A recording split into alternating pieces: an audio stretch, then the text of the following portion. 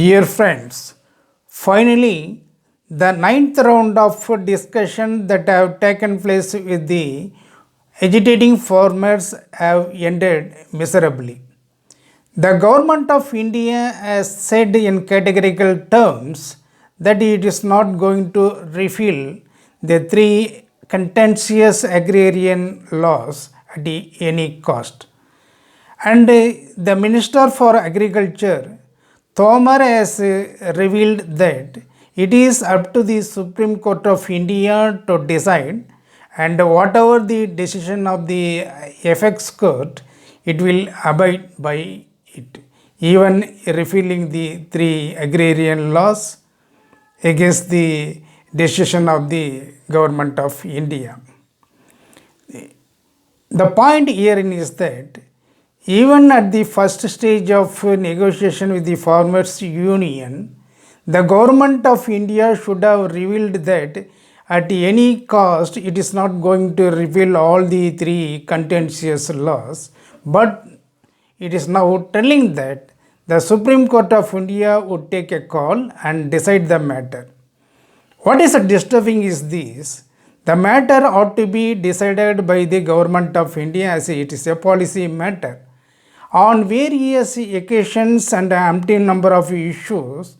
the governments have pleaded in the court of law that government should not interfere in the internal affairs of the executive or the political decision of the parliamentary, which is supreme in its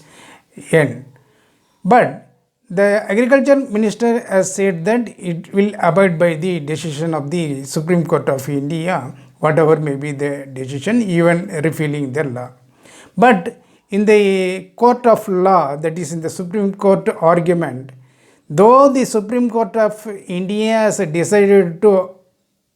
hold the three agrarian laws and constitute a committee for settling the issues amicably, both the Attorney General and the Solicitor General have objected, will not accept for this formation of any committee and repealing of these laws. The government is saying one thing at the outside the court, but inside the court it is not accepting the views of the Supreme Court of India in the larger interest of settling the disputes between the farmers and agitations, which have extended more than 48 days and have lost about 60 precious lives in the agitating farmers' issues.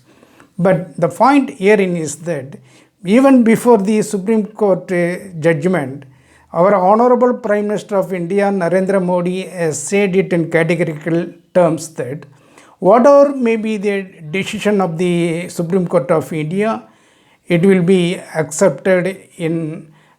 its letter and spirit.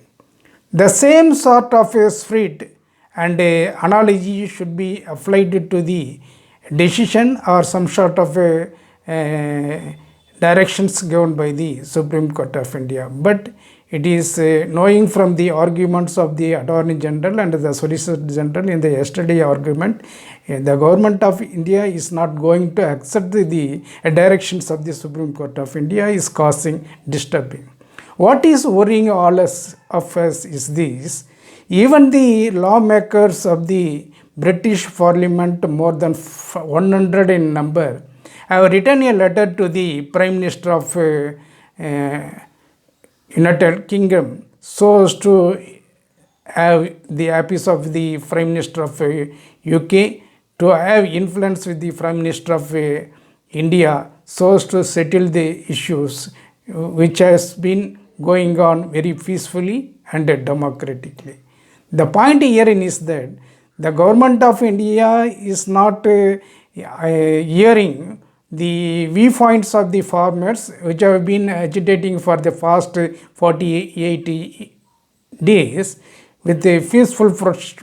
protest and democratic norms, but wants to divide the agitating farmers in the name of religion, in the name of division. North India is fighting and South India is not fighting. These all are uttered nonsense on the part of the government of India, not understanding the realistic situations.